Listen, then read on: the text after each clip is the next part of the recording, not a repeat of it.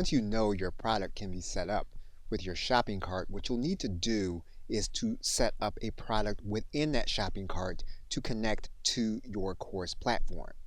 And so to do that, you'll go inside of your shopping cart, and whatever mechanism that you have in order to set up the purchase, you're going to do that. So in this case, we're going to create a product within our shopping cart. We're then going to create a new product. When we do that, we're going to set up the name of our product. Now within this shopping cart system, there are screens that we'll need to go through. For example, we do need to set a product price. Now it's at this point that we're going to need to decide how to make the connection. And what we're going to do is we're going to send the individuals to a specific success URL.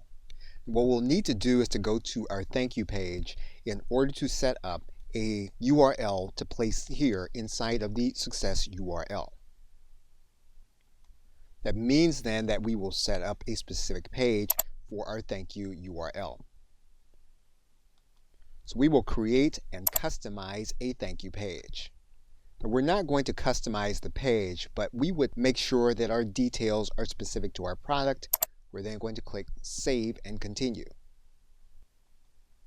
We're going to get the URL. We're going to copy it. We're going to head back to our shopping cart. What we'll need to do on our thank you page is to make sure to tell our customer what to expect. We should let them know that they'll be getting their login and password from our course platform. We can even use video in order to demonstrate the process on our thank you page. And our course platform will deliver the person's login and password. And so basically, even though the purchase has occurred in a platform that doesn't directly connect to our course platform, the individual that purchases through our sales system will be given access to their product. Okay, so with that, thanks, and I will see you in another video.